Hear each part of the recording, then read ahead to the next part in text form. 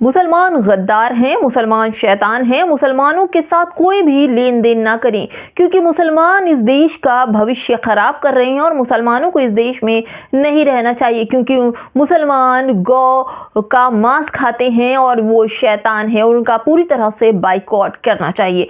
ये इस तरह के हेट स्पीच के मामले लगातार बढ़ रहे हैं। कहा यह जा रहा है कि जिस तरह से साधी संतों ने एक बेड़ा उठा रखा है कि मुसलमानों को एकदम ही नेस्तनाबूद कर देंगे, जो एक कथन था कि उनकी चूड़ी टाइट कर देंगे, नेस्तनाबूद कर देंगे, डेंटिंग वेंटिंग का काम चल रहा है, या फिर कहा जाए जहन्नुम का टिकट करा देंगे, तो ये बहुत बड़ी फौज तैयार कर दी गई है और उसमें साधु संतों का एक बहुत बड़ा रोल जो है वो मुसलमानों को मिट्टी में मिलाने का काम करने के लिए सीधे मंच से हाथ में माइक है और खुले में भाषण चल रहा है। नमस्कार, आप देख रहे हैं सत्य न्यूज और मैं हूं आपके साथ शैला।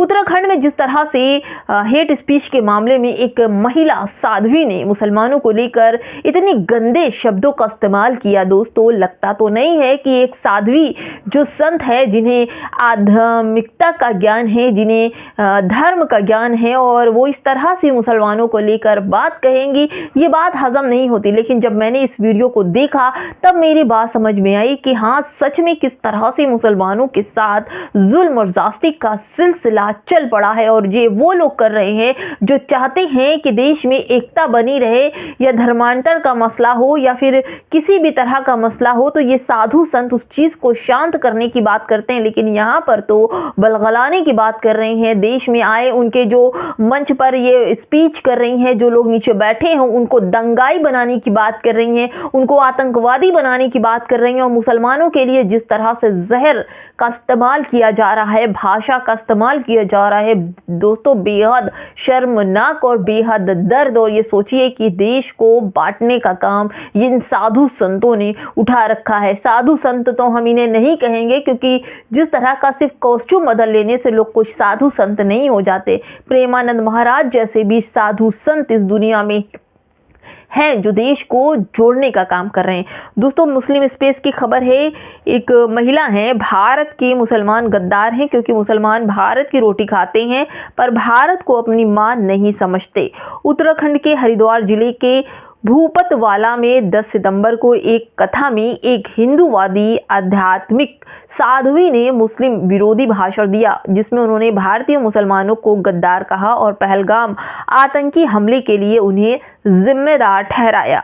उन्होंने गौमांस खाने वाले मुसलमानों को शैतान बताया और कहा कि वे कभी हिंदुओं के भाई नहीं हो सकते। उन्होंने हिंदुओं से आग्रह किया कि वे विधर्मियों को अपने घरों से बाहर निकालें, गैर हिंदुओं को नौकरी न दें और लव जिहाद की साजिश फैलाए। दोस्तों जिस तरह से इन साधु संतों ने मुसलमानों को लेकर उत्तराखंड में इन साध्वी ने मुसलमानों के खिलाफ बयानबाजी की, उन्हें गद्दार कहा। पहलगाम में जो आतंकी हमला हुआ उसमें आप ये देखिए, मुसलमान किसी भी तरह से पाकिस्तानियों का साथ देने के लिए तैयार नहीं था। लेकिन हम आपको कुछ चीज़ें और भी बता दें कि गद्दार कहने वाली इन साध्वी के ऊपर मैं आपको बता दूं कि गुजरात के एटीएस ने पाकिस्तानी जासूस सहदेव सिंह गोहिल को गिरफ्तार किया गया। ये हिंदू गद्दार था। पाकिस्तान के एसआई के जासूस रविंदर कुमार को यूपी एटीएस ने पकड़ा, ये भी हिंदू गद्दार था। पाकिस्तान की जासूसी करने वाला मोर्ची सुनील कुमार गिरफ्तार, ये भी हिंदू गद्दार था। कानपुर से पाकिस्तानी जासूस कुमार विकास गिरफ्तार, ये भी हिंदू गद्दार था। पाकिस्तान के लिए जासूसी करने वाला राम सिंह गोरखपुर से गिरफ्तार, ये भी हिंदू गद्दार था। हरियाणा से कैथल से पकड़ा गया पाकिस्तानी जासूस देवेंद्र सिंह, ये भी हिंदू गद्दार था। पाकिस्तानी जासूस पलक शेर मसीह और सूरज मसीह गिरफ्तार, ये भी हिंदू गद्दार था। भारत की नागरिकता ले चुका पाकिस्तानी हिंदू शरणार्थी भागचंद जासूस के आरोप में, ये भी हिंदू गद्दार था। यूट्यूबर ज्योति मल्होत्रा पाकिस्तान की जासूसी के आरोप में गिरफ्तार, ये भी हिंदू गद्दार थी। एनआईए ने सीआरपीएफ के एसआई मोतीराम जाट को पाकिस्तानी जासूस के लिए गिरफ्तार किया, ये भी हिंदू गद्दार था।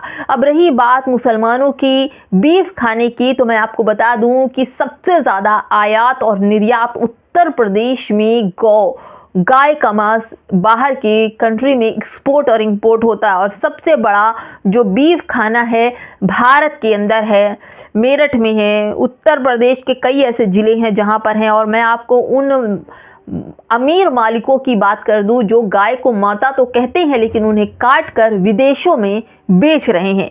नाम है सतीश साबरवाल।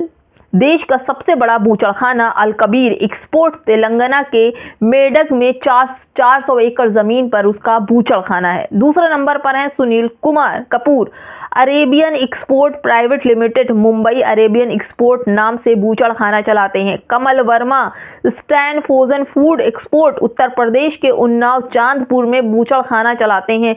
राजेश स्वामी कनक ट्रेंडर प्रोवाइटर कहते हैं हिंदू मुसलमान का भेदभाव नहीं है, ये चलाते हैं बूचड़खाना। और अंत में सुनील सूद अल नूर एक्सपोर्ट दिल्ली दफ्तर मुजफ्फरनगर शेरनगर में बूचड़खाना चलाते हैं। ये 5 प्रमुख हिंदू मालिक हैं जो बड़े बीफ निर्यात बूचड़खाना चलाते हैं।